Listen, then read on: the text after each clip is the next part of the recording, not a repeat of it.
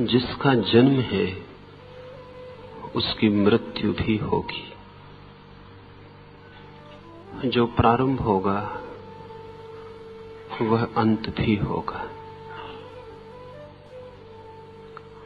वही केवल मृत्यु के पार हो सकता है जिसका जन्म ना हो,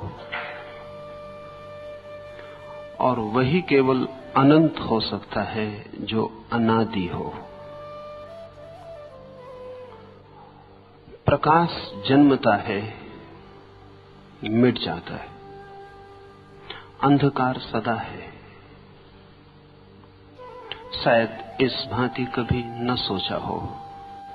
सूर्य निकलता है, सांझ ढल जाता है। दिया जलता है, बाती चुक जाती है, बुझ जाती है। जब दिया नहीं जला था तब भी अंधकार था। जब दिया जला, अंधकार हमें दिखाई नहीं पड़ा। दिया बुझ गया, अंधकार अपनी जगह। अंधकार का बाल भी बांका नहीं होता, और अंधकार कभी बुझता नहीं, और अंधकार का कभी अंत नहीं आता, क्योंकि अंधकार का कभी प्रारंभ नहीं होता। प्रकाश का प्रारंभ होता है, इसलिए प्रकाश का अंत होता है। और भी मजे की बात है, प्रकाश को हम पैदा कर सकते हैं, इसलिए प्रकाश को हम मिटा भी सकते हैं।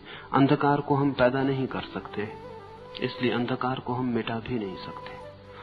अंधकार की शक्ति अनंत है, प्रकाश की शक्ति अनंत नहीं है। लाओस से कहता है, घाटी की आत्मा अमर है। The valley spirit dies not. नहीं, कभी घाटी की आत्मा नहीं मरती। एवर द सेम, वही बनी रहती है, जैसी है वैसी ही बनी रहती है। ये घाटी की आत्मा क्या है?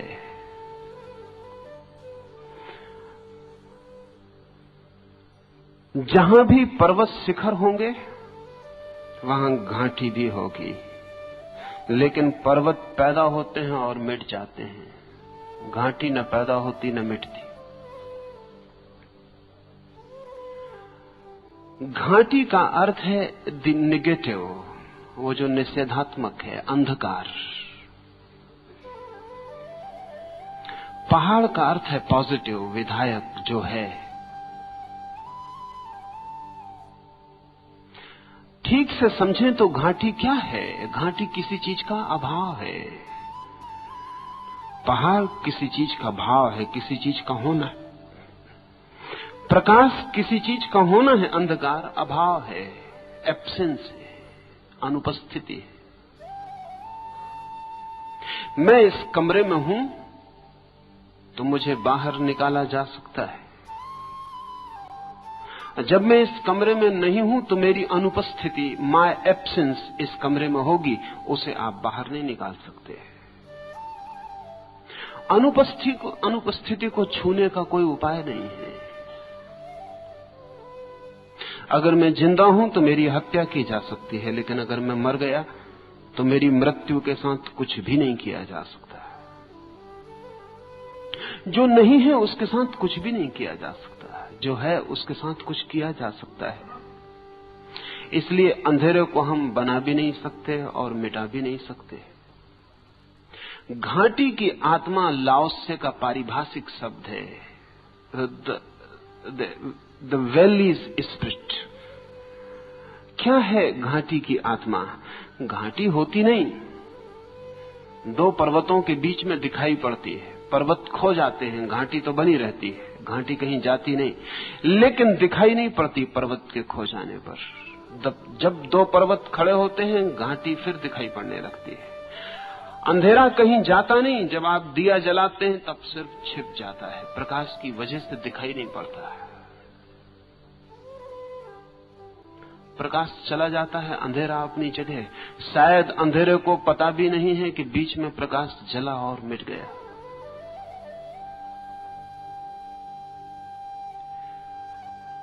लाओसे का समस्त चिंतन, लाओसे का समस्त दर्शन निगेटिव पर खड़ा है, नकारात्मक पर खड़ा है, शून्य पर खड़ा है। और इसलिए लाओ से ने कहा है द फीमेल मिस्ट्री दस डू वी नेम, हम इसे स्त्रीण रहस्य का नाम देते हैं। इसे समझ लेना जरूरी है और इसमें थोड़ा गहरे उतरना पड़ेगा, क्योंकि ये लाओ से के तंत्र का मूल आधार है। फेमिनिन मिस्ट्री, स्त्री का रहस्य क्या है? वही घाटी का रहस्य है, और जो स्त्री का रहस्य वही अंधकार का रहस्य है, और जो स्त्री का रहस्य वो अस्तित्व में बहुत गहरा है। इसलिए दुनिया के जो प्राचीनतम धर्म हैं वो परमात्मा को पुरुष के रूप में नहीं मानते थे, स्त्री के रूप में मानते थे, और उनकी समझ परमात्मा को फादर या पिता मानने वाले लोगों से ज्यादा गहरी थी। लेकिन पुरुष का प्रभाव भारी हुआ और तब हमने ईश्वर की जगह भी पुरुष को बिठाना शुरू किया। लेकिन ईश्वर की जगह गॉड द फादर बहुत नई बात है, गॉड द मदर बहुत पुरानी बात है। सच तो यह है फादर ही नई बात है, मदर पुरानी बात है। पिता को जन्मे हुए 5-6 हजार वर्ष से ज्यादा नहीं हुआ। पिता से पुराना तो काका या चाचा या अंकल है। शब्द भी अंकल पुराना है फादर से, पिता से। पशुओं में पक्षियों में पिता का तो कोई पता नहीं चलता, लेकिन मां सुनिश्चित है। इसलिए पिता की जो संस्था है वो मनुष्य की ईजाद है, बहुत पुरानी भी नहीं है, 5000 साल से ज्यादा पुरानी नहीं है। लेकिन जब हमने मनुष्य में पिता को बना लिया तो हमने बहुत शीघ्र परमात्मा के सिंहासन से भी स्त्री को हटा के पुरुष को बिठाने की जल्दी की। और तब जिन धर्मों ने परमात्मा की जगह पिता को रखा, उनके हाथ से फेमिनिन मिस्ट्री के सूत्र खो गए। वो जो स्त्रीण रहस्य उसका सारा राज खो गया। लाओस से उस समय की बात कर रहा है जबकि गॉड द फादर का कोई ख्याल ही नहीं था दुनिया में। और ये बहुत अर्थों में सोच लेने जैसी बात है। इसे कई तरफ से देखना समझ पड़ेगा, तभी आपके ख्याल में आ सके। एक बच्चे का जन्म होता है, पिता बच्चे के जन्म में बहुत एक्सीडेंटल है, उसका कोई बहुत गहरा भाग नहीं है। और अब वैज्ञानिक कहते हैं कि पिता के बिना भी चल जाएगा, बहुत ज्यादा दिन जरूरत नहीं रहेगी।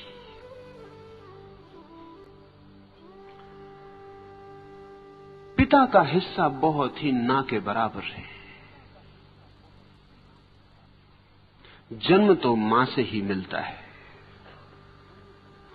तो जीवन को पैदा करने की जो कुंजी है और रहस्य है वो तो मां के शरीर में छिपा है। पिता के शरीर में वो कुंजी और रहस्य नहीं छिपा हुआ है। इसलिए पिता को कभी भी गैर जरूरी सिद्ध किया जा सकता है। उसका काम एक इंजेक्शन भी कर देगा।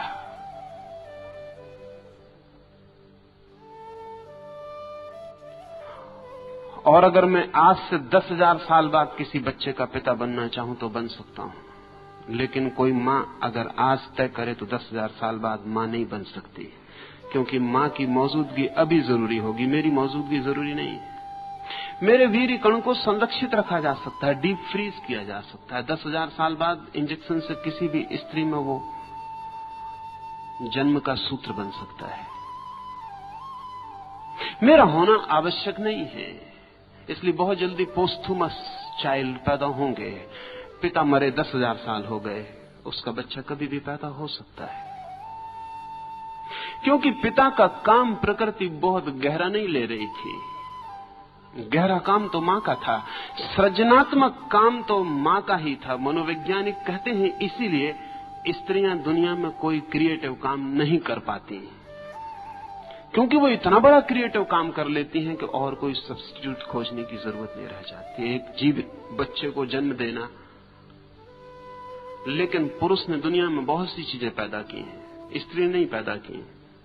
पुरुष चित्र बनाता है, मूर्तियां बनाता है, विज्ञान की खोज करता है, गीत लिखता है, संगीत बनाता है।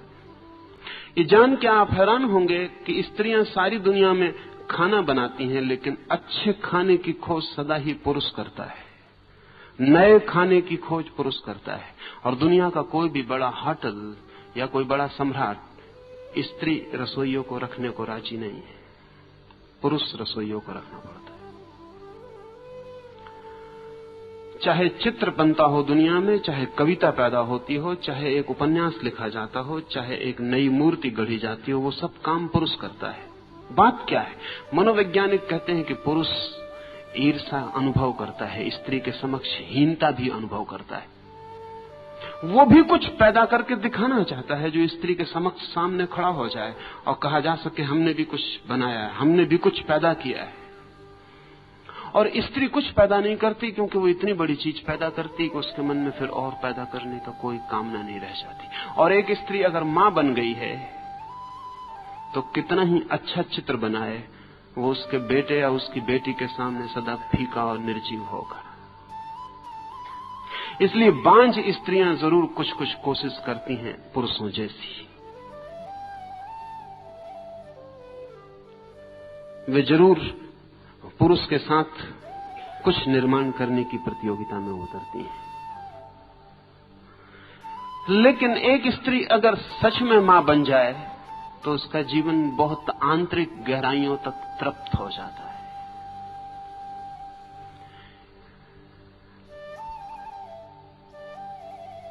स्त्री को प्रकृति ने सृजन का स्रोत चुना है। निश्चित ही स्त्री के शरीर में वो जिसे लाओस से कह रहा है स्त्रीण रहस्य, उसे हमें समझना पड़ेगा, तो ही हम अस्तित्व में स्त्रीण रहस्य को समझ पाएंगे। और हमारी कठिनाई ज्यादा बढ़ जाती है क्योंकि सारी कोशिश जीवन को समझने की पुरुष ने की है और सारी फिलॉसफीज, सारे दर्शन पुरुष ने निर्मित किए हैं। अब तक एक भी धर्म किसी स्त्री पैगंबर, स्त्री तीर्थंकर के आसपास निर्मित नहीं हुआ है। सब शास्त्र पुरुषों के हैं। इसलिए लाओत्से को साथी खोजना मुश्किल हो गया क्योंकि उसने स्त्रीण रहस्य की तारीफ की। पुरुष जो भी सोचेगा और जो भी करेगा उसमें पुरुष जहां खड़ा है वहीं से सोचता है। और पुरुष को स्त्री कभी समझ में नहीं आ पाती, इसलिए पुरुष निरंतर अनुभव करता है कि स्त्री बेबूझ है, समथिंग मिस्टीरियस, कुछ है जो छूट जाता है। वो क्या है जो छूट जाता है? निश्चित ही पुरुष और स्त्री साथ साथ जीते हैं। पुरुष स्त्री से पैदा होता है, स्त्री के साथ जीता है, प्रेम करता है, जन्म पूरा जीवन बिताता है। फिर भी क्या है जो स्त्री के भीतर पुरुष के लिए अनजान और अपरिचित रह जाता है? वही अनजान और अपरिचित तत्व का नाम लाओस से कह रहा है फेमिनिन मिस्ट्री, घाटी का रहस्य, अंधकार का रहस्य, निषेध की खूबी। क्या है स्त्री के भीतर? अगर एक स्त्री आपसे प्रेम में पड़ जाए तो भी आक्रमण नहीं करती, प्रेम में भी आक्रमण नहीं करती, प्रेम में भी प्रतीक्षा करती, आक्रमण का मौका आपको ही देती है। आप कभी किसी स्त्री से ऐसा न कह सकेंगे कि तूने मुझे प्रेम में उलझा दिया, कि तूने मुझे विवाह में डाल दिया। स्त्रियां ही डालती हैं। लेकिन कभी आप किसी स्त्री से ऐसा न कह सकेंगे कि तूने मुझे प्रेम में उलझा दिया, क्योंकि इनिशिएटिव वे कभी नहीं लेती, पहल वे कभी नहीं करती। वही उनका रहस्य, खींचना बिना किसी क्रिया के, बिना किसी कर्म के आकर्षित करना, सिर्फ होने मात्र से आकर्षित करना, जिसको कृष्ण ने गीता में इनेक्शन कहा है, अकर्म कहा है। स्त्री का रहस्य वही है। वो अगर प्रेम में भी गिर जाए तो उसकी तरफ से इशारा भी नहीं मिलता कि वो आपके प्रेम में गिर गई है। उसकी मौजूदगी आपको खींचती है, खींचती है। आप ही पहली दफा कहते हैं कि मैं प्रेम में पड़ गया हूं। स्त्री कभी किसी से नहीं कहती कि मैं तुम्हारे प्रेम में पड़ गई हूं। पहल कभी नहीं करती, क्योंकि पहल आक्रामक है, एग्रेसिव है, पॉजिटिव है। जब मैं किसी से कहता हूं कि मैं तुम्हें प्रेम करता हूं, मैं अपने से बाहर गया, मैंने कहीं जाके आक्रमण किया, मैंने ट्रेसपासिंग शुरू की, मैं दूसरे की सीमा में प्रवेश कर रहा हूं। स्त्री कभी किसी की सीमा में प्रवेश नहीं करती, फिर भी स्त्री आकर्षक है। उसका रहस्य क्या है? निश्चित ही उसका आकर्षण इनएक्टिव है, एक्टिव नहीं है। पुकारती है लेकिन आवाज नहीं होती उस पुकार में, हाथ फैलाती है लेकिन उसके हाथ दिखाई नहीं पड़ते, निमंत्रण दिया जाता है लेकिन निमंत्रण की कोई भी रूपरेखा नहीं होती। कर्म पुरुष को करना पड़ता है, कदम उसे उठाना पड़ता है, जाना उसे पड़ता है, प्रार्थना उसे करनी पड़ती है, और फिर भी स्त्री इंकार किए चली जाती है।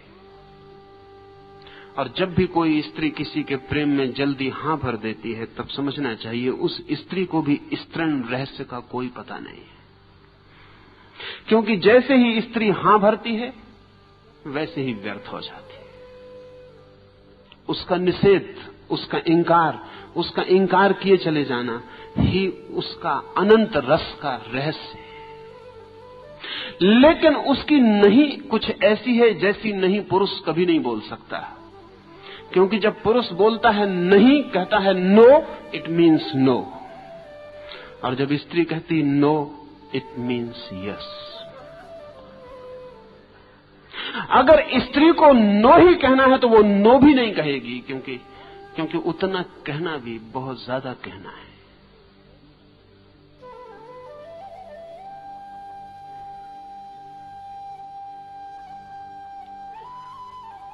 मुल्ला नसरुद्दीन एक युवती के प्रेम में पड़ गया है। बहुत परेशान घर आके अपने पिता को कहा है, चिंतित उदास है। तो पिता ने पूछा है इतना चिंतित क्यों है नसरुद्दीन? नसरुद्दीन ने कहा कि मैं बड़ी मुश्किल में पड़ गया। जिस स्त्री के पीछे मैं 9 महीने से चक्कर लगा रहा हूं, आज उसने सब बात ही तोड़ दी। पिता ने कहा तू ना समझ, स्त्री जब कहे नहीं तो उसका अर्थ नहीं नहीं होता। नसरुद्दीन ने कहा वो तो मैं भी जानता हूं, लेकिन उसने नहीं नहीं कहा। उसने कहा कि तू कुत्ता। नहीं उसने कहा ही नहीं। अगर वो नहीं कहती तो अभी मैं और 9 वर्ष चक्कर लगा सकता था।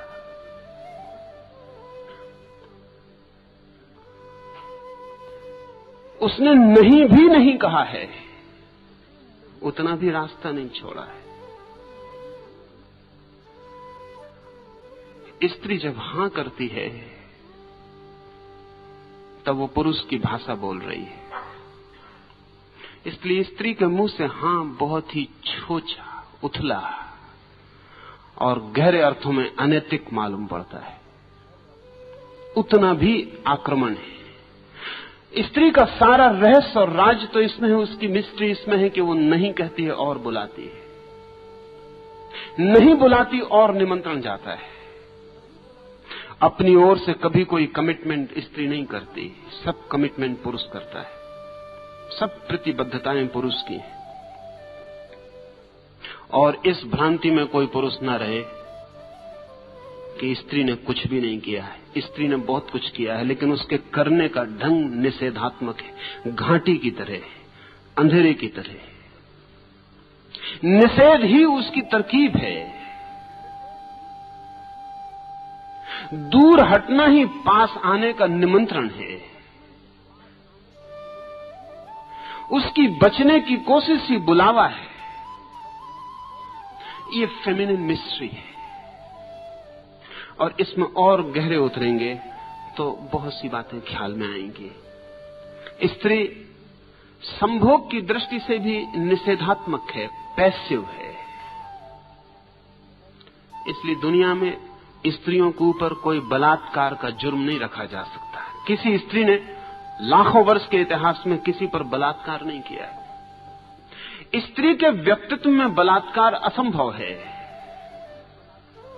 पुरुष बलात्कार कर सकता है, करता है, और 100 में 90 मौके पर पुरुष जो भी करता है वो बलात्कार ही होता है। 100 में 90 मौके पर, उन मौकों पर नहीं जो अदालत में पकड़े जाते हैं। पति अपनी पत्नी के साथ भी जो संबंध निर्मित करता है उसमें 90 मौके पर बलात्कार होता है, क्योंकि स्त्री चुप है। उसकी चुप्पी हां समझी जा सकती है। और जो हमने व्यवस्था की है समाज की पति के प्रति, हमने उसका कर्तव्य बांधा हुआ है। पति उससे प्रेम मांगे तो वो चुप होकर दे देती है, लेकिन अगर उसके भीतर उस क्षण प्रेम नहीं था तो पति का ये प्रेम बलात्कार होगा। लेकिन पुरुष बलात्कार कर सकता है, क्योंकि पुरुष का पूरा व्यक्तित्व आक्रामक, एग्रेसिव है, हमलावर है।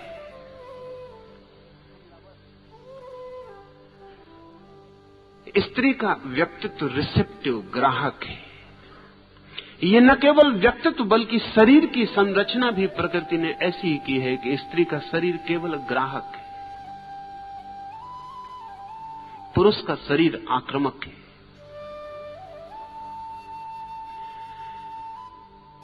लेकिन सृजन होता है स्त्री से, जन्म होता है स्त्री से। आक्रमण करता है पुरुष, जो कि बिल्कुल संयोगिक है, जिसके बिना चल सकता है, और जन्म होता है स्त्री से जो केवल ग्राहक है। वैज्ञानिक कहते हैं जब भी कहीं जन्म होता है तो अंधेरे में, बीज फूटता है तो जमीन के अंधेरे में। रोशनी में ले आओ और बीज फूटना बंद कर देता है। एक व्यक्ति जन्मता है तो मां के गर्भ के अंधकार में, निपट गहन अंधकार में। प्रकाश में ले आओ, जन्म मृत्यु बन जाती है। जीवन में जो भी पैदा होता है सूत्र रहस्य का, वो सदा अंधकार में, गुप्त और छिपे हुए जगत में होता है। और गुप्त वही हो सकता है जो एग्रेसिव ना हो, आक्रामक ना हो। जो आक्रामक है वो गुप्त कभी नहीं हो सकता। इसलिए पुरुष के व्यक्तित्व में सतह बहुत होती है, गहराई नहीं होती उतनी। स्त्री के व्यक्तित्व में सतह बहुत कम होती है, गहराई बहुत ज्यादा होती है। और यही कारण है कि पुरुष जल्दी थक जाता है और स्त्री जल्दी नहीं थकती। आक्रमण थका देगा। इसलिए पुरुष वैश्याएं नहीं हो सकी, क्योंकि कोई पुरुष वैश्या नहीं हो सकता। एक संभोग थक जाएगा, स्त्री वैश्या हो सकी, क्योंकि 50 संभोग भी उसे नहीं थका सकते। वो सिर्फ रिसेप्टिव है, वो कुछ करती ही नहीं। इसलिए एक अनोखी घटना घटी कि पुरुष वैश्याएं नहीं हो सकी, स्त्रियां वैश्याएं हो सकी। पुरुष बलात्कारी हो सके, स्त्रियां बलात्कारी नहीं हो सकी। पुरुष गुंडे हो सके, स्त्रियां गुंडे नहीं हो सकी। लेकिन स्त्रियां वैश्याएं हो सकी, पुरुष वैश्याएं नहीं हो सके। और कारण कुल इतना है कि पुरुष का सारा व्यक्तित्व आक्रामक है। जो आक्रमण करेगा वो थक जाएगा। ये जान के आप हैरान होंगे कि जब बच्चे पैदा होते हैं तो 100 लड़कियां पैदा होती हैं तो 116 लड़के पैदा होते हैं। प्रकृति संतुलन को कायम रखती है, क्योंकि पुरुष कमजोर है। हम सब यही सोचते हैं कि पुरुष बहुत शक्तिशाली है, वो सिर्फ पुरुष का ख्याल है। पुरुष कमजोर है, इसलिए 116 लड़के पैदा करने पड़ते हैं और 100 लड़कियां, क्योंकि 14 वर्ष के होते होते 16 लड़के मर जाते हैं और लड़के और लड़कियों का अनुपात बराबर हो जाता है। 16 लड़के एक्स्ट्रा, अतिरिक्त, स्पेयर प्रकृति को पैदा करने पड़ते हैं, क्योंकि पता है कि 16 लड़के 100 में से 14 वर्ष की उम्र पाते पाते मर जाएंगे। स्त्रियों की औसत उम्र पुरुषों से ज्यादा है, 5 वर्ष। अगर पुरुष 70 साल जीता है तो स्त्रियां 75 साल जीती हैं। और स्त्रियां जितना श्रम उठाती हैं शरीर से, क्योंकि एक बच्चे को जन्म देने में जितना श्रम है उतना एक एटम बम को जन्म देने में भी नहीं है।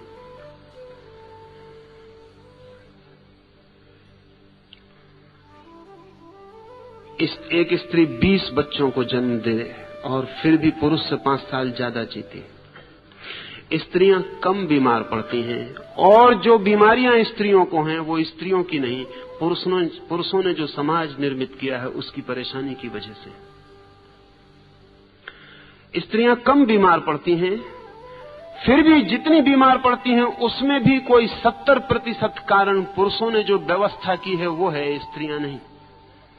क्योंकि सारी व्यवस्था पुरुष की है, मैन डोमिनेटेड है, और पुरुष अपने ढंग से व्यवस्था करता है, उसमें स्त्री को एडजस्ट होना पड़ता है। वो उसकी बीमारी का कारण है।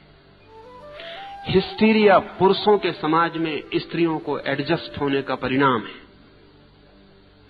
अगर स्त्रियों का समाज हो और पुरुषों को उसमें एडजस्ट होना पड़े तो हिस्टीरिया इससे 5 गुना ज्यादा होगा। करीब करीब सारे पुरुष पागल हो जाएंगे। वो स्त्रियों का रेसिस्टेंस है, प्रतिरोधक शक्ति है कि वो सब पागल नहीं हो गई हैं।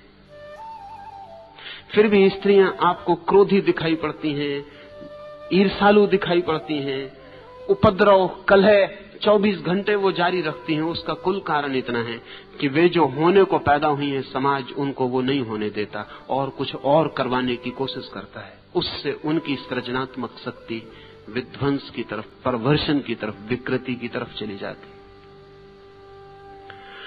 और पुरुषों ने स्त्रियों को इतना दबाया और इतना सताया, तो आमतौर से लोग समझते हैं, स्त्रियां भी यही समझती हैं कि स्त्रियां कमजोर थीं, इसलिए पुरुषों ने इतना सताया। मैं आपसे कहना चाहता हूं, जो जानते हैं वो कुछ और जानते हैं।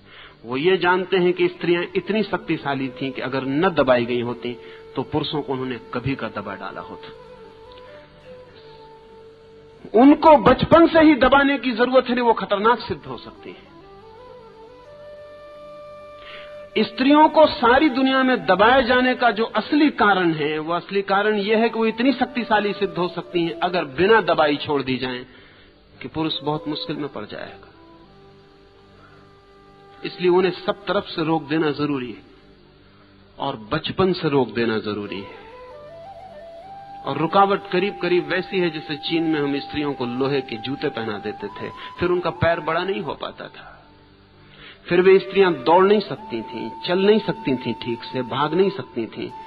सच तो यह है, उन्हें सदा ही पुरुष के कंधे के सहारे की जरूरत थी। और फिर पुरुष उनसे कहता था नाजुक, डेलिकेट। और नाजुक होने को पुरुष ने एक मूल्य बना दिया, एक वैल्यू बना दिया, क्योंकि स्त्री नाजुक हो तो ही उस पर काबू किया जा सकता है। स्त्री पुरुष से ज्यादा मजबूत सिद्ध हो सकती है अगर उसको पूरा विकसित होने दिया जाए, क्योंकि प्रकृति ने उसे जन्म की शक्ति दी है और जन्म की शक्ति सदा उसके पास होती है जो ज्यादा शक्तिशाली है। अन्यथा गर्भ को खींच लेना असंभव हो जाएगा। लाओस से कहता है, इस स्त्रीण रहस्य को ठीक से समझ लें, ये घाटी की जो आत्मा है इसे ठीक से समझ लें। ये घाटी की आत्मा कभी थकती नहीं, ये कभी मरती नहीं।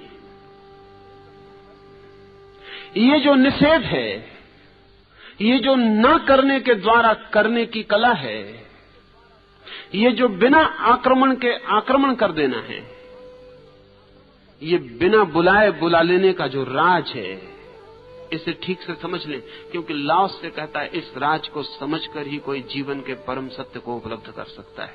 हम पुरुष की तरह परम सत्य को कभी नहीं पा सकते, क्योंकि परम सत्य पर कोई आक्रमण नहीं किया जा सकता।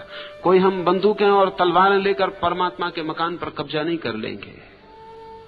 परमात्मा को केवल वे ही पा सकते हैं जो स्त्रीण रहस्य को समझ गए, जिन्होंने अपने को इतना समर्पित किया, इतना छोड़ा, लेट गो, कि परमात्मा उनमें उतर सके।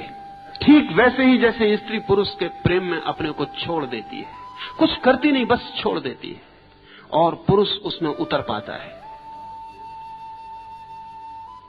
एक बहुत अनूठी बात जो इधर 10 वर्षों में ख्याल में आनी शुरू हुई, क्योंकि वास्तविक स्त्री खो गई है दुनिया से, और जो स्त्री है वो बिल्कुल सूडो है, वो पुरुष के द्वारा बनाई गई है, वो बिल्कुल बनावटी है। जिसको हम आज स्त्री कह के जानते हैं वो पुरुष के द्वारा बनाई गई गुड़िया से ज्यादा नहीं है। वो स्वाभाविक स्त्री नहीं है जैसी होनी चाहिए। अभी पश्चिम में एक छोटा सा वैज्ञानिकों का प्रयोग चलता है जिसमें वो ये कोशिश करते हैं कि क्या ये संभव है, और तंत्र ने इस पर बहुत पहले काम किया है, बहुत पहले, कोई 2000 साल पहले, और ये अनुभव किया है कि ये हो सकता है। स्त्री और पुरुष के संभोग में चूंकि पुरुष सक्रिय होता है, अगर पुरुष सक्रिय ना हो पाए तो संभोग असंभव है।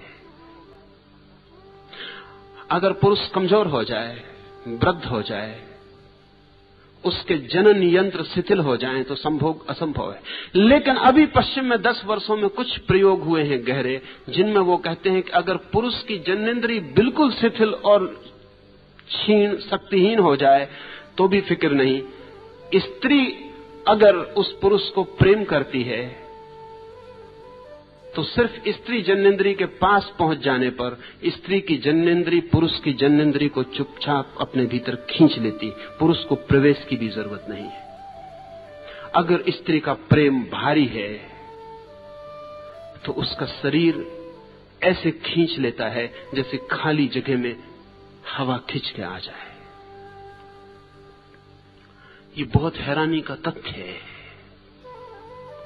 और अगर ऐसा नहीं होता तो उसका कुल कारण इतना है कि स्त्री प्रेम नहीं करती है उस पुरुष को, इसलिए उसका शरीर उसे खींचता नहीं, और इसलिए पुरुष जो भी कर रहा है वो बलात्कार है। अगर स्त्री प्रेम करती है तो खींच लेगी, उसका पूरा बायोलॉजिकल, उसका जैविक यंत्र ऐसा है कि वो व्यक्ति को अपने भीतर खींच लेगी। लाओस से कहता है ये स्त्री का रहस्य है कि बिना कुछ किए वो कुछ कर सकती है, बिना कुछ किए। पुरुष को कुछ भी करना हो तो करना पड़ेगा। धर्म का रहस्य भी स्त्रीण है। अगर कोई परमात्मा को पाने जाए तो कभी ना पा सकेगा, और कोई केवल अपने हृदय के द्वार को खोलकर ठहर जाए तो परमात्मा यहीं और अभी प्रवेश कर जाता है। दूर दूर खोजे कोई, अनंत की यात्रा करे कोई, भटके जन्मों जन्मों तक, तो भी परमात्मा को नहीं पा सकेगा। क्योंकि परमात्मा को पाने का राज ही यही है कि हम रिसेप्टिव हो जाएं, एग्रेसिव नहीं। हम अपने को खुला छोड़ दें।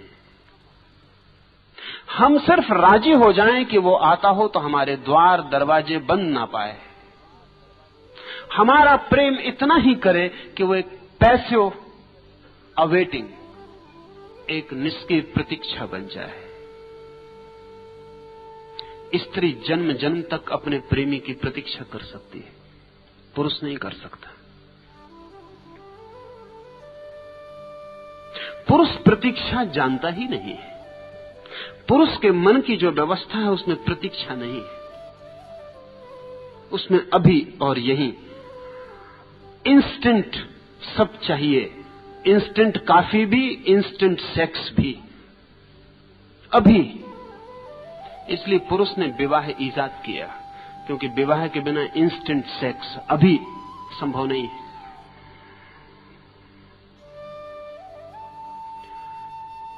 पुरुष प्रतीक्षा बिल्कुल नहीं कर सकता, आतुर है, व्यग्र है, तनावग्रस्त है। लेकिन स्त्री प्रतीक्षा कर सकती, अनंत प्रतीक्षा कर सकती। इसलिए जब इस मुल्क में हिंदुओं ने पुरुषों को विधुर रखने की व्यवस्था नहीं की और स्त्रियों को विधवा रखने की व्यवस्था की, तो ये सिर्फ स्त्रियों पर जाति ही नहीं थी, ये स्त्रियों की प्रतीक्षा के तत्व की समझ भी इसमें थी। एक स्त्री अपने प्रेमी के लिए पूरे जन्म, अगले जन्म तक के लिए प्रतीक्षा कर सकती, ये भरोसा किया जा सकता, लेकिन पुरुष पर यह भरोसा नहीं किया जा सकता। इसलिए भारत ने अगर स्त्रियों को विधवा रखने की व्यवस्था दी और पुरुषों को नहीं दी, तो सिर्फ इसलिए नहीं कि ये व्यवस्था पुरुष के पक्ष में थी, जहां तक मैं समझ पाता हूं ये पुरुष का बहुत बड़ा अपमान था, ये स्त्री का गहनतम सम्मान था। क्योंकि इस बात की सूचना थी कि हम स्त्री पर भरोसा कर सकते हैं कि वो प्रतीक्षा कर सकती, लेकिन पुरुष पर भरोसा नहीं किया जा सकता है। पुरुष पर भरोसा नहीं किया जा सकता, इसलिए विधुर को रखने के लिए आग्रह नहीं रहा। कोई रहना चाहे वो उसकी मर्जी, लेकिन स्त्री पर आग्रह था, और आग्रह इसलिए था कि उसकी प्रतीक्षा में ही उसका वो जो स्त्रीण तत्व है वो ज्यादा प्रकट होगा। उसे जितना अवसर मिले निष्क्रिय प्रतीक्षा का, उसके भीतर की गहराइयां उतनी ही गहन और गहरी हो जाती हैं, और उसके आंतरिक रहस्य मधुर और सुगंधित हो जाते हैं। एक बहुत हैरानी की बात मैं कभी कभी पढ़ता रहा हूं, कभी मेरे ख्याल में नहीं आती थी कि बात क्या होगी।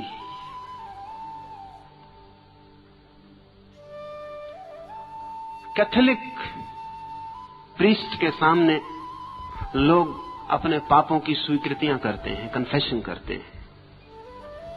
अनेक कैथोलिक पुरोहितों का यह अनुभव है कि जब स्त्रियां उनके सामने अपने पापों की स्वीकृति करती हैं तो स्वभावतः वे भी मनुष्य हैं और केवल ट्रेंड प्रीस्ट हैं। ईसाइयत ने एक दुनिया को बड़े से बड़ी जो बुरी बात दी है वो ये प्रशिक्षित पुरोहित दिए।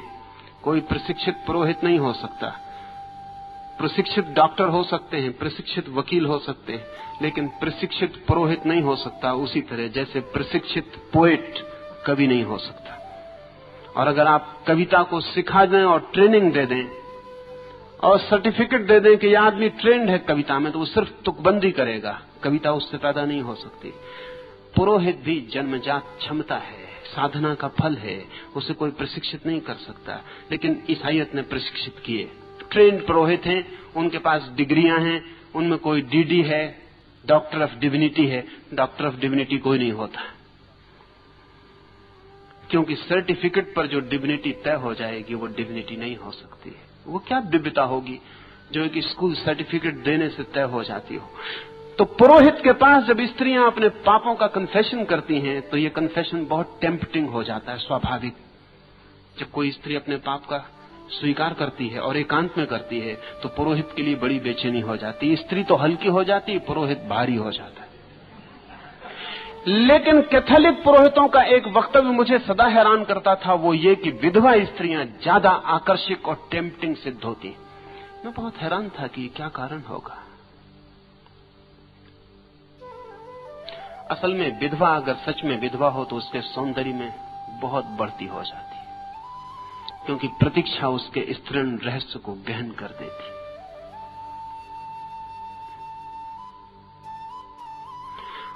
कुंवारी लड़की में जो रहस्य होता है वो प्रतीक्षा का है।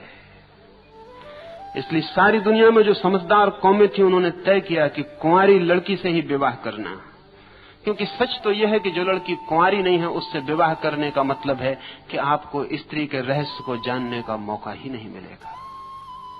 वो रहस्य पहले ही खंडित हो चुका, वो स्त्री छिछली हो गई, उसने प्रतीक्षा ही नहीं की है इतनी जितनी प्रतीक्षा पर वो भीतर का पूरा रहस्य में फूल खिलता है। इसलिए जिन समाजों ने स्त्री के कुंवारे रहने पर और विवाह पर जोर दिया, उन्होंने पुरुष के कुंवारेपन की बहुत फिक्र नहीं की। उसका कारण है कि पुरुष के कुंवारेपन या ना कुंवारेपन से कोई फर्क नहीं पड़ता है, लेकिन स्त्री के कुंवारेपन से फर्क पड़ता है। कुंवारी स्त्री में एक सौंदर्य है जो विवाह के बाद उसमें खो जाता है। वो सौंदर्य उसमें फिर से जन्मता है जब वो मां बनना शुरू होती है, क्योंकि अब वो एक और बड़े रहस्य के द्वार पर और एक और बड़ी प्रतीक्षा के द्वार पर खड़ी हो जाती। उसे गर्भवती देखकर पति चिंतित हो सकता है और पति चिंतित होते हैं, और उनकी चिंता स्वाभाविक है, क्योंकि उनके लिए प्रतीक्षा नहीं केवल एक और इकोनॉमिक, एक आर्थिक उपद्रव उनके ऊपर आने को है। लेकिन मां मधुर हो जाती है। असल में मां का गर्भ जैसे बढ़ने लगता है उसकी आंखों की गहराई बढ़ने लगती है, उसके शरीर में नए कोमल तत्वों का आविर्भाव होता है। गर्भिणी स्त्री का सौंदर्य स्त्रीण रहस्य से बहुत भारी हो जाता है।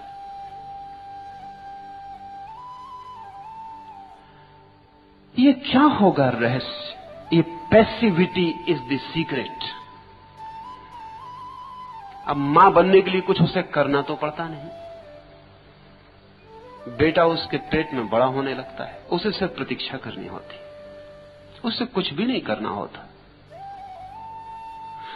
असल में उसे सब करना छोड़ देना होता है, सिर्फ प्रतीक्षा ही करनी होती। जैसे जैसे उसके बेटे का या उसकी बेटी का, उसके गर्भ का विकास होने लगता है, वैसे वैसे सब काम उसे छोड़ देना पड़ता है। वो सिर्फ प्रतीक्षा में रह जाती, वो सिर्फ स्वप्न देखने लगती है। इसलिए अगर सारा काम स्त्री छोड़ दे बच्चे के जन्म के करीब, तो वे स्वप्न देख सकती है जो उसके बच्चे के भविष्य की सूचनाएं होंगे। इसलिए महावीर या बुद्ध की मां के स्वप्न बड़े मूल्यवान हो गए।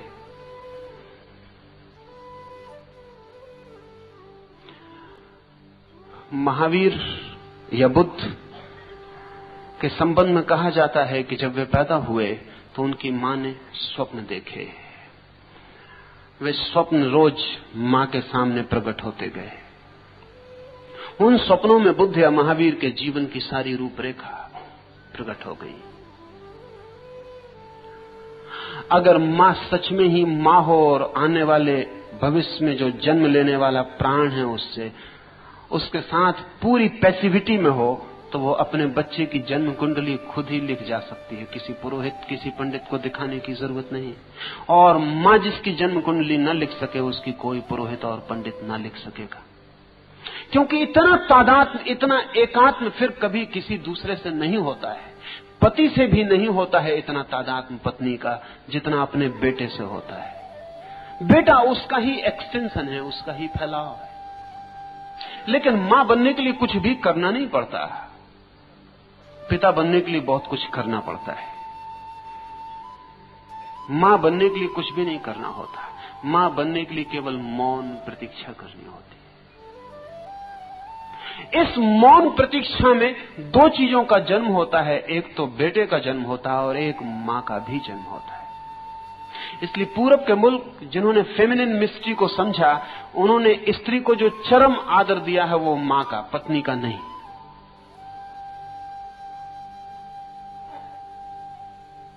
ये बहुत हैरानी की बात है। मुझसे लोग पूछते थे कि आप सन्यासियों को स्वामी कहते हैं, लेकिन सन्यासियों को मां क्यों कहते हैं, जबकि वो भी उनका विवाह भी नहीं हुआ, उनका बच्चा भी नहीं हुआ। असल में मां का संबंध स्त्री की चरम गरिमा से है। वो अपनी चरम गरिमा पर सिर्फ मां के क्षण में होती है। उसका जो पीक एक्सपीरियंस है वो पत्नी होना नहीं है, प्रेयसी होना नहीं। प्रेयसी और पत्नी होना केवल चढ़ाई की शुरुआत है। उसका जो पीक एक्सपीरियंस है, जो शिखर अनुभव है, उसका मां होना है।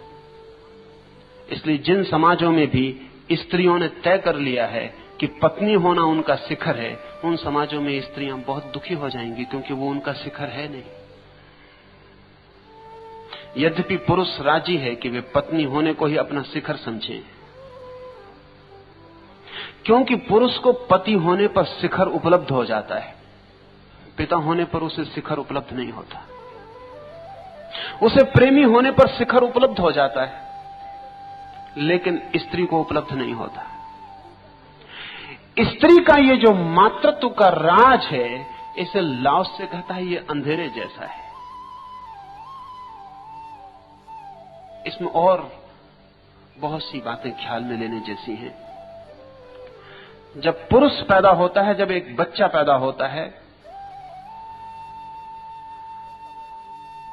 लड़का पैदा होता है, तो उसके पास अभी सेक्स हार्मोन होते नहीं, बाद में पैदा होने शुरू होते हैं। उसका वीर्य बाद में निर्मित होना शुरू होता है। लेकिन ये जान के आप हैरान होंगे कि जब लड़की पैदा होती है तो वो अपने सब अंडे साथ लेके पैदा होती है। उसके जीवन भर में जितने अंडे प्रति माह है उसके मासिक धर्म में निकलेंगे, उतने अंडे वो लेकर ही पैदा होती है। स्त्री पूरी पैदा होती है, उसके पास पूरा कोष होता है उसके एग्स का। फिर उनमें से एक एक अंडा समय पर बाहर आने लगेगा, लेकिन वो सब अंडे लेकर आती है। पुरुष अधूरा पैदा होता है, और अधूरे पैदा होने की वजह से लड़के बेचैन होते हैं और लड़कियां शांत होती हैं। एक अनइजीनेस लड़के में जन्म से होती है, लड़की में एक एट ईजनेस जन्म से होती है। लड़की के शरीर का, उसके व्यक्तित्व का जो सौंदर्य है, वो उसकी शांति से बहुत ज्यादा संबंधित है। अगर लड़की को बेचैन करना हो तो उपाय करने पड़ते हैं, और लड़के को अगर शांत करना हो तो उपाय करने पड़ते हैं। अशांत होना स्वाभाविक है। बायोलॉजिस्ट कहते हैं कि उसका कारण है कि स्त्री जिस अंडे से बनती है उसमें जो अणु होते हैं वो XX होते हैं, दोनों एक से होते हैं। और पुरुष जिस क्रोमोसोम से बनता है उसमें XY होता है, उसमें एक X होता है, एक Y होता है, वो समान नहीं होते। स्त्री में जो तत्व होते हैं वो एक्स एक्स होते हैं, दोनों समान होते हैं, इसलिए स्त्री सुडौल होती, पुरुष सुडौल नहीं हो पाता। स्त्री के शरीर में जो कर्व्स का सौंदर्य है वो उसके एक्स एक्स दोनों संतुलित अंडों के कारण है, और पुरुष के शरीर में वैसा संतुलन नहीं हो सकता क्योंकि एक्स वाई उसके एक और दूसरे में समानता नहीं है। स्त्री के व्यक्तित्व को बनाने वाले 48 अणु हैं, वो पूरे हैं 24-24। पुरुष को बनाने वाले 47 हैं, और बायोलॉजिस्ट कहते हैं कि वो जो एक अणु की कमी है वही पुरुष को जीवन भर दौड़ाती है। इस दुकान से उस दुकान, जमीन से चांद दौड़ाती रहती। वो जो एक कम है उसकी खोज वो पूरा होना चाहता है।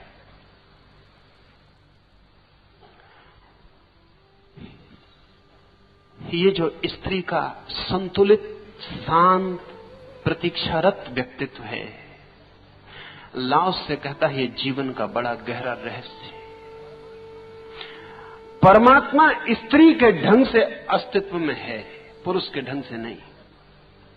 इसलिए परमात्मा को हम देख नहीं पाते, उसे हम पकड़ भी नहीं पाते।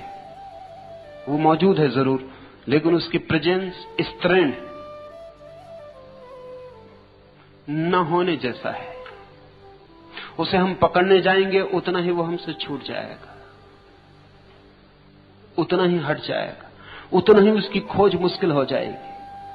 अस्तित्व स्त्रीण है, इसका अर्थ यह है कि अस्तित्व में जो भी प्रकट होता है अस्तित्व में पहले से छिपा है। एक, जैसा मैंने कहा, स्त्री में जो भी पैदा होगा वो सब पहले से ही छिपा है, वो अपने जन्म के साथ लेकर आती है सब, उसमें कुछ नया एडिशन नहीं होता।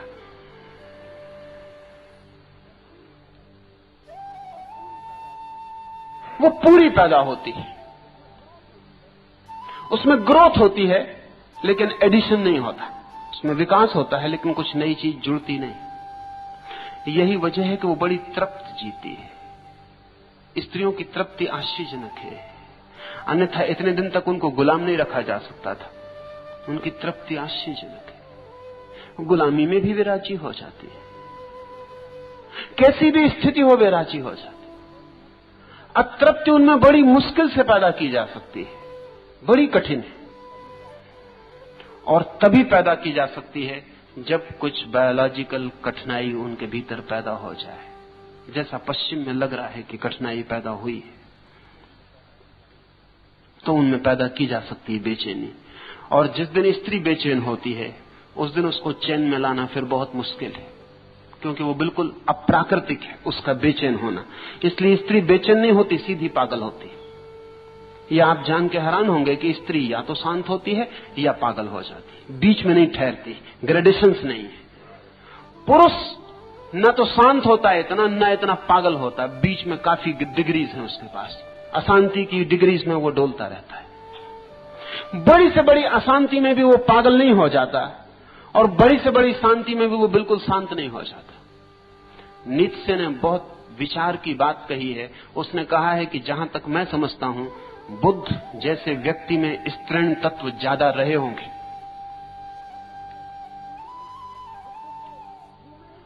बुद्ध को वुमेनिस कहा है नीत्शे ने, और मैं मानता हूं कि इसमें गहरी समझ है।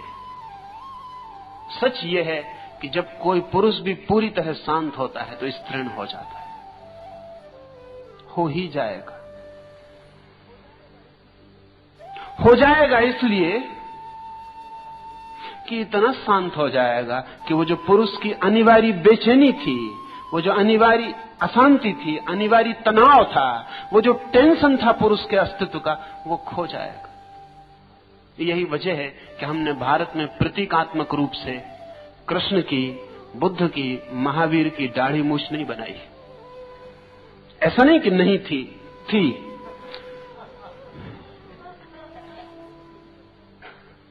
लेकिन नहीं बनाई क्योंकि वो सांकेतिक नहीं रह गई, सांकेतिक नहीं रह गई।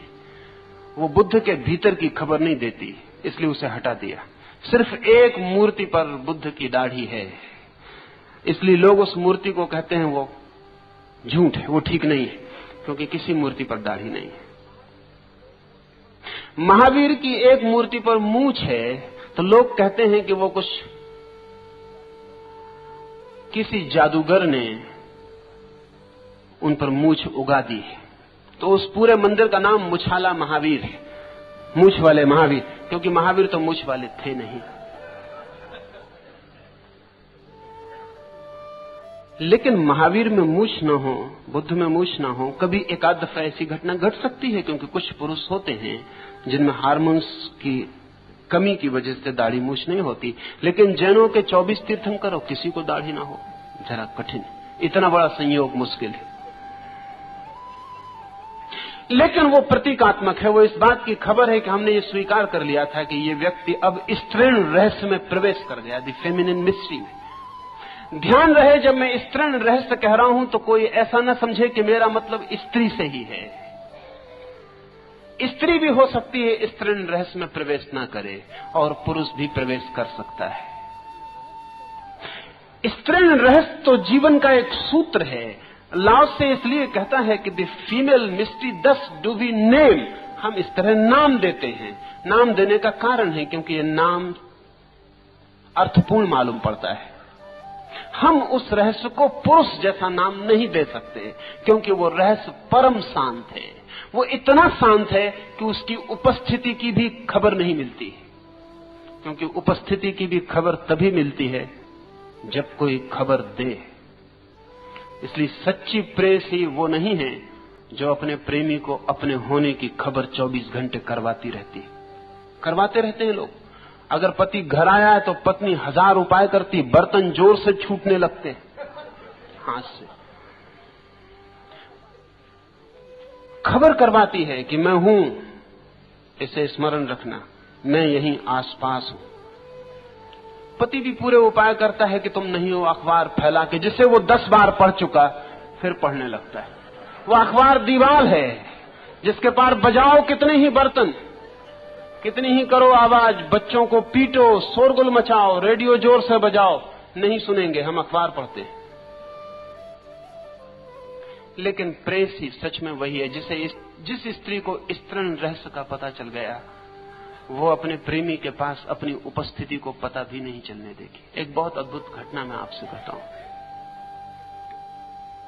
वाचस्पति मिस्र का विवाह हुआ, पिता ने आग्रह किया, वाचस्पति की कुछ समझ में न आया, इसलिए उन्होंने हां भर दी। सोचा पिता जो कहते होंगे ठीक ही कहते होंगे। वाचस्पति लगा था परमात्मा की खोज में, उसे कुछ और समझ में ही न आता था। कोई कुछ भी बोले वो परमात्मा की ही बात समझता था। पिता ने वाचस्पति को पूछा विवाह करोगे? उसने कहा हां। उसने शायद सुना होगा परमात्मा से मिलोगे, जैसा कि हम सबके साथ होता है। जो धन की खोज में लगा है उससे कहो धर्म खोजोगे, वो समझता है शायद कह रहे हैं धन खोजोगे। वो कहता हाँ। हमारी जो भीतर खोज होती है वही हम सुन पाते हैं। वाचस्पति ने शायद सुना, हां भर दी। फिर जब घोड़े पर बैठकर ले जाने लगा तब उसने पूछा कहां ले जा रहे हैं? उसके पिता ने कहा पागल, तूने हां भरा था, विवाह करने चल रहे हैं। तो फिर उसने ना करना उचित ना समझा, क्योंकि जब हां भर दी थी और बिना जाने भर दी थी तो परमात्मा की मर्जी होगी। वो विवाह करके लौट आया, लेकिन पत्नी घर में आ गई और वाचस्पति को ख्याल ही ना रहा। रहता भी क्या, न उसने विवाह किया था न हां भरी थी, वो अपने काम में ही लगा रहा। वो ब्रह्मसूत्र पर एक टीका लिखता था। वो 12 वर्ष में टीका पूरी हुई। 12 वर्ष तक उसकी पत्नी रोज सांझ दिया जला जाती, रोज सुबह उसके पैरों के पास फूल रख जाती, दोपहर उसकी थाली सरका देती। जब वो भोजन कर लेता तो चुपचाप पीछे से थाली हटा ले जाती। 12 वर्ष तक उसकी पत्नी का वाचस्पति को पता नहीं चला कि वो है।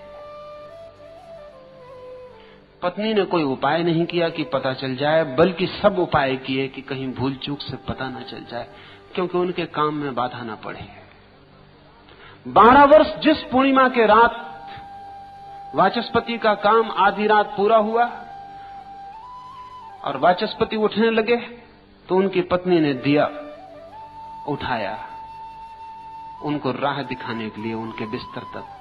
पहली दफा 12 वर्ष में कथा कहती है वाचस्पति ने अपनी पत्नी का हाथ देखा, क्योंकि 12 वर्ष में पहली दफे काम समाप्त हुआ था। अब मन बंधा नहीं था किसी काम से। हाथ देखा, चूड़ियां देखी, चूड़ियों की आवाज सुनी, लौट के पीछे देखा और कहा, स्त्री, इस आधी रात अकेले में तू कौन है? कहां से आई? द्वार मकान के बंद हैं। कहां पहुंचना है तुझे, मैं पहुंचा दूं। उसकी पत्नी ने कहा, आप शायद भूल गए होंगे, बहुत काम था। 12 वर्ष आप काम में थे, याद आपको रहे संभव भी नहीं है। 12 वर्ष पहले ख्याल अगर आपको आता हो तो आप मुझे पत्नी की तरह घर ले आए थे, तब से मैं यही हूं। वाचस्पति रोने लगा। उसने कहा, ये तो बहुत देर हो गई, क्योंकि मैंने तो प्रतिज्ञा कर रखी है कि जिस दिन ये ग्रंथ पूरा हो जाएगा उसी दिन घर का त्याग कर दूंगा। तो ये तो मेरे जाने का वक्त हो गया, भोर होने के करीब है, तो मैं जा रहा हूं। पागल, तूने पहले क्यों ना कहा? थोड़ा भी तू इशारा कर सकती थी। लेकिन अब बहुत देर हो गई।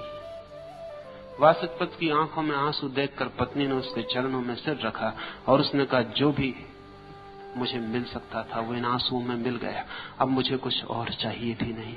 आप निश्चिंत जाएं। और मैं क्या पा सकती थी इससे ज्यादा कि वाचस्पति की आंख में मेरे लिए आंसू है, बहुत मुझे मिल गया। वाचस्पति ने अपने ब्रह्मसूत्र की टीका का नाम भामती रखा है। भामती का कोई संबंध टीका से नहीं है, ब्रह्मसूत्र से कोई लेना देना नहीं, ये उसकी पत्नी का नाम है। ये कह के कि अब मैं कुछ और तेरे लिए नहीं कर सकता, लेकिन मुझे चाहे लोग भूल जाएं, तुझे ना भूलें, इसलिए भामती नाम देता हूं अपने ग्रंथ को। वाचस्पति को बहुत लोग भूल गए हैं, भामती को भूलना मुश्किल है। भामती लोग पढ़ते हैं, अद्भुत टीका है ब्रह्मसूत्र की, वैसी दूसरी टीका नहीं, उस पर नाम भामती है। फेमिनिन मिस्ट्री इस स्त्री के पास होगी, और मैं मानता हूं कि उस क्षण में इसने वाचस्पति को जितना पा लिया होगा उतना 1000 वर्ष भी चेष्टा करके कोई स्त्री किसी पुरुष को नहीं पा सकती। उस क्षण में वाचस्पति जिस भांति एक हो गया होगा इस स्त्री के हृदय से, वैसा कोई पुरुष को कोई स्त्री कभी नहीं पा सकती, क्योंकि फेमिनिन मिस्ट्री, वो जो रहस्य है, वो अनुपस्थित होने का है। छुआ क्या प्राण को वाचस्पति के कि 12 वर्ष, और उस स्त्री ने पता भी न चलने दिया कि मैं यही हूं, और वो रोज दिया उठाती रही और भोजन कराती रही। और वाचस्पति ने कहा, तो रोज जो थाली खींच लेता था वो तू ही है, और वो रोज सुबह जो फूल रख जाता था वो कौन है, और जिसने रोज दिया जलाया वो तू ही थी, पर तेरा हाथ मुझे दिखाई नहीं पड़ा। भामती ने कहा, मेरा हाथ दिखाई पड़ जाता तो मेरे प्रेम में कमी साबित होती। मैं प्रतीक्षा कर सकती हूं,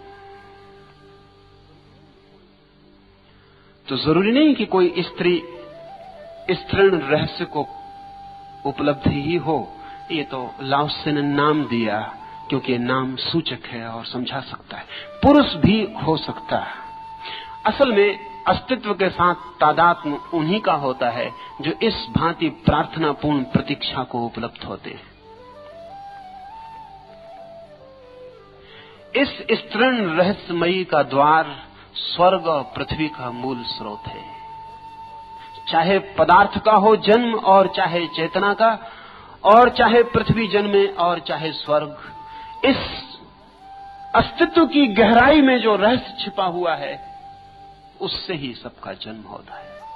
इसलिए मैंने कहा, जिन्होंने परमात्मा को मदर मां की तरह देखा, दुर्गा या अंबा की तरह देखा, उनकी समझ परमात्मा को पिता की तरह देखने से ज्यादा गहरी है। अगर परमात्मा कहीं भी है तो वो तृण होगा, क्योंकि इतने बड़े जगत को जन्म देने की क्षमता पुरुष में नहीं है। इतने विराट चांद तारे जिससे पैदा होते हो, उसके पास गर्भ चाहिए। बिना गर्भ के ये संभव नहीं। इसलिए खासकर यहूदी परंपराएं, जीविस परंपराएं, यहूदी, ईसाई और इस्लाम तीनों ही जीविस परंपराओं का फैलाव है। उन्होंने जगत को एक बड़ी भ्रांत धारणा दी, गॉड द फादर। वो धारणा बड़ी खतरनाक है, पुरुष के मन को तृप्त करती है, क्योंकि पुरुष अपने को प्रतिष्ठित पाता है परमात्मा के रूप में, लेकिन जीवन के सत्य से उस बात का संबंध नहीं है। ज्यादा उचित एक जागतिक मां की धारणा है, पर वो तभी ख्याल में आ सकेगी जब स्त्रीण रहस्य को आप समझ लें, लाओस्य को समझ लें, अन्यथा समझ में ना आ सकेगी। कभी आपने देखा है काली की मूर्ति को? वो मां है और विकराल।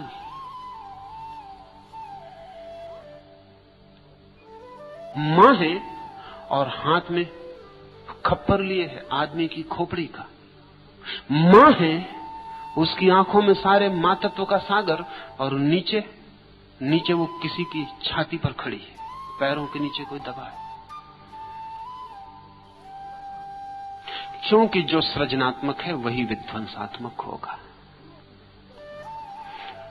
क्रिएटिविटी का दूसरा हिस्सा डिस्ट्रक्शन है। इसलिए बड़ी खूबी के लोग थे जिन्होंने ये सोचा, बड़ी इमेजिनेशन के, बड़ी कल्पना के लोग थे, बड़ी संभावनाओं को देखते थे।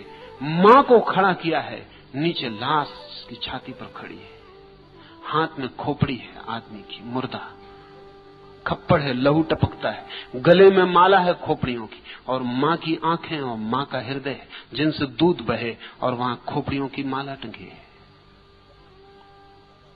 असल में जहां से सृष्टि पैदा होती वहीं प्रलय होता है, सर्कल पूरा वहीं होता है।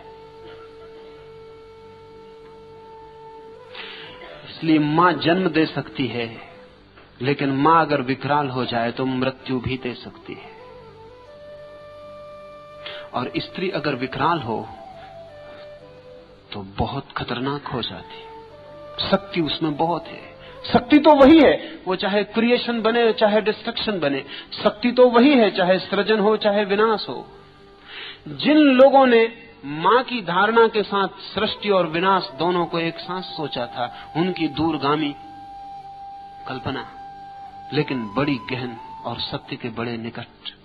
लाओस से कहता है स्वर्ग और पृथ्वी का मूल स्रोत वही है, तो वहीं से सब पैदा होता है। लेकिन ध्यान रहे, जो मूल स्रोत होता है वहीं सब चीजें लीन हो जाती हैं, वो अंतिम स्रोत भी वही होता है। यह सर्वथा अविच्छिन्न है। ये जो स्त्रैण अस्तित्व है, ये जो पैसिव अस्तित्व है, ये जो प्रतीक्षा करता हुआ शून्य अस्तित्व है, इसमें कभी कोई खंड नहीं पड़ते, अविच्छिन्न है, कंटिन्यूअस। इसमें कोई डिसकंटिन्यूटी नहीं होती। जैसा मैंने कहा, दिया जलता है बुझ जाता है, अंधेरा अविच्छिन्न है। जन्म आता है, जीवन दिखता है, मृत्यु अविच्छिन्न है, वो चलती चली जाती। पहाड़ बनते हैं, मिट जाते हैं, घाटियां अविच्छिन्न है। पहाड़ होते हैं तो वे दिखाई पड़ती हैं, पहाड़ नहीं होते तो वे दिखाई नहीं पड़ती, लेकिन उनका होना अविच्छिन्न है, अखंड, सर्वथा अविच्छिन्न। इसकी शक्ति अखंड है। कितनी ही शक्ति शून्य से निकाली जाए वो चुकती नहीं है, वो समाप्त नहीं होती है। पुरुष चुक जाता है, स्त्री चुकती नहीं है। पुरुष क्षीण हो जाता है, स्त्री क्षीण नहीं होती। साधारणतया जिसे हम स्त्री कहते हैं वो भी पुरुष से कम क्षीण होती है। और अगर किसी स्त्री को स्त्रीण होने का पूरा राज मिल जाए तो वो अपने वार्धक्य तक अपरसीम सौंदर्य में प्रतिष्ठित रह सकती। पुरुष का रहना बहुत मुश्किल है। पुरुष तूफान की तरह आता है और विदा हो जाता है। स्त्री को अगर उसका ठीक मातृत्व मिल जाए तो वो अंतिम क्षण तक सुंदर हो सकती है, और पुरुष भी अंतिम क्षण तक तभी सुंदर हो पाता है जब वो स्तृण रहस्य में प्रवेश कर जाता है। कभी कभी कभी ऐसा होता है। इसलिए मैं एक दूसरा प्रतीक आपसे कहूं, हमने बुद्ध, राम, कृष्ण या महावीर के बुढ़ापे के कोई भी चित्र नहीं बनाए। सब चित्र युवा हैं। ये बात एकदम झूठ है, क्योंकि महावीर 80 वर्ष के होकर मरते हैं, बुद्ध 80 वर्ष होकर मरते हैं, राम भी बूढ़े होते हैं, कृष्ण भी बूढ़े होते हैं, लेकिन चित्र हमारे पास युवा है। कोई बूढ़ा चित्र हमारे पास नहीं है। वो जानकर, वो प्रतीकात्मक है। असल में जो व्यक्ति इतना लीन हो गया अस्तित्व के साथ, हम मानते हैं अब वो सदा ही यंग और फ्रेश, ताजा और युवा बना रहेगा। भीतर उसके युवा होने का सतत सूत्र मिल गया। अब वो अविच्छिन्न रूप से, अखंड रूप से अपनी शक्ति में ठहरा रहेगा। इसका उपयोग करो। लाओ से कहता है, इस अखंड शक्ति का उपयोग करो, इस स्तृण रहस्य का उपयोग करो, और इसकी सहज सेवा उपलब्ध होती है। तुम्हें पता भर होना चाहिए how to use it, and you get it. सिर्फ पता होना चाहिए कैसे उपयोग करो, और सहज सेवा उपलब्ध होती है। क्योंकि ये द्वार जो है स्तृण, ये तैयार ही है अपने को देने को। तुम भर लेने को राजी हो जाओ। Used gently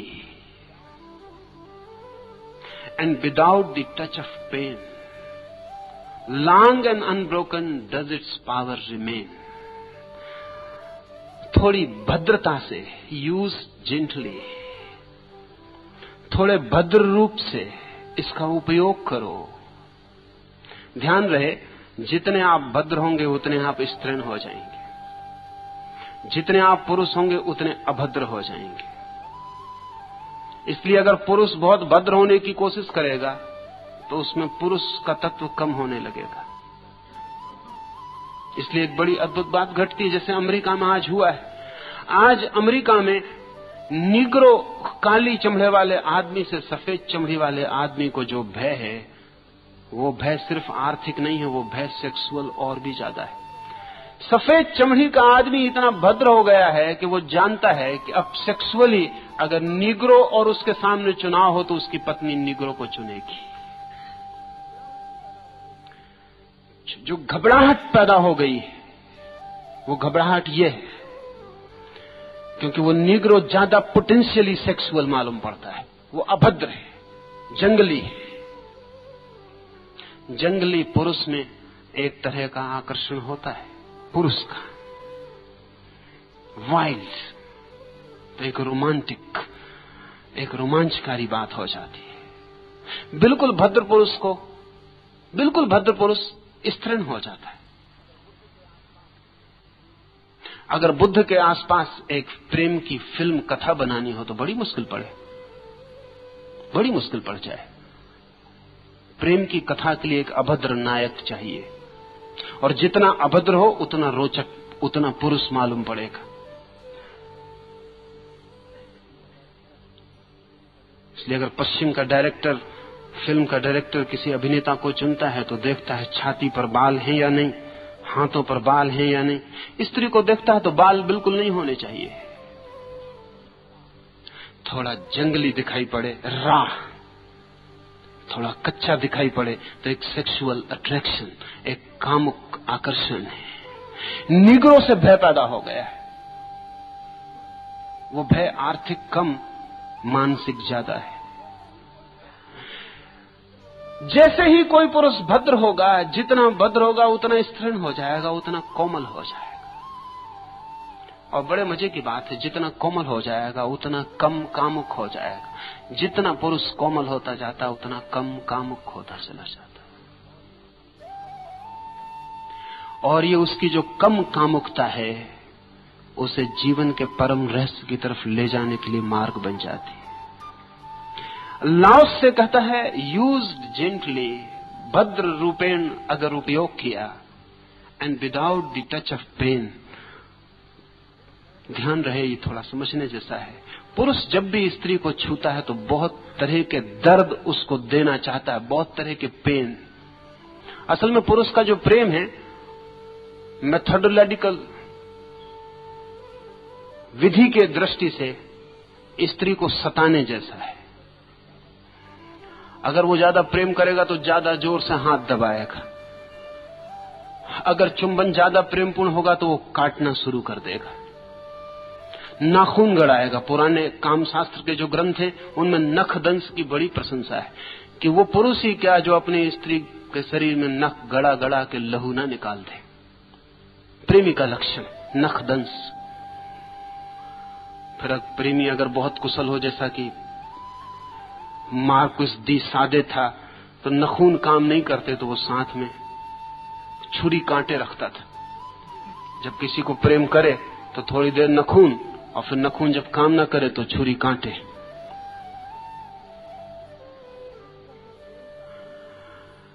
पुरुष का जो प्रेम का ढंग है उसमें हिंसा है,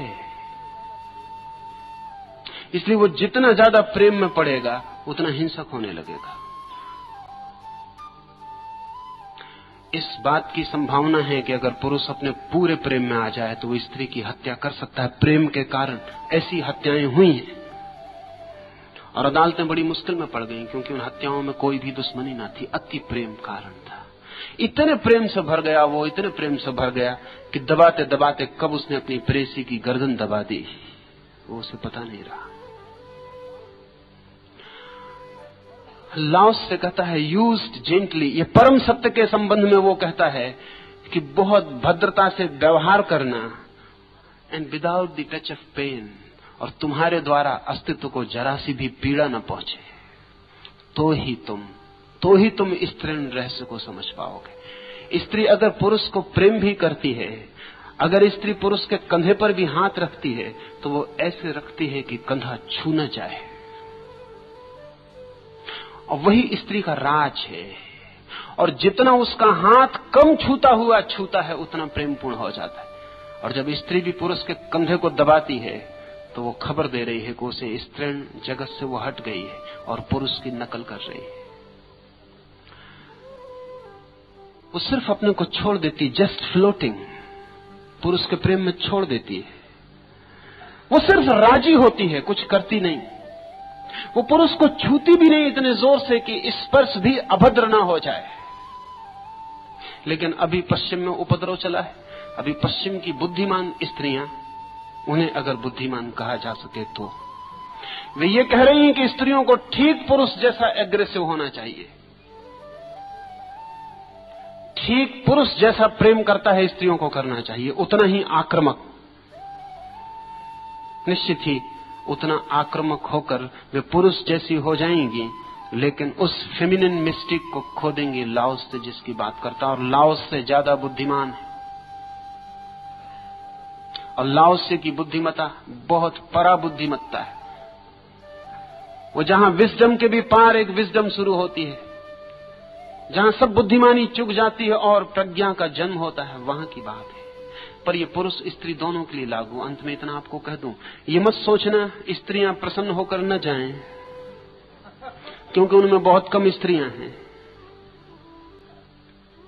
स्त्री होना बड़ा कठिन है, स्त्री होना परम अनुभव है। पुरुष परेशान होकर न जाएं, क्योंकि उनमें और स्त्रियों में बहुत भेद नहीं है। दोनों को यात्रा करनी है। समझ लें इतना कि हम सत्य को जानने में उतने ही समर्थ हो जाएंगे जितने अनाक्रामक, नॉन एग्रेसिव, जितने प्रतीक्षारत, अवेटिंग, जितने निष्क्रिय, पैसिव, घाटी की आत्मा जैसे। शिखर की तरह अहंकार से भरे हुए पहाड़ के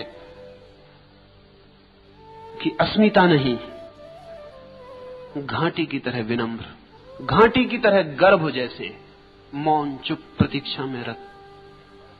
तो उस पैसिविटी में, उस परम निष्क्रियता में अखंड और अविच्छिन्न शक्ति का वास है। वहीं से जन्मता है सब और वहीं सब लीन हो जाता है। आज इतना ही, फिर हम कल बात करें। लेकिन अभी जाए ना, अभी हम कीर्तन में चलेंगे। हो सकता है ये कीर्तन स्त्रीण रहस्य को समझने का द्वार बन जाए। सम्मिलित हों।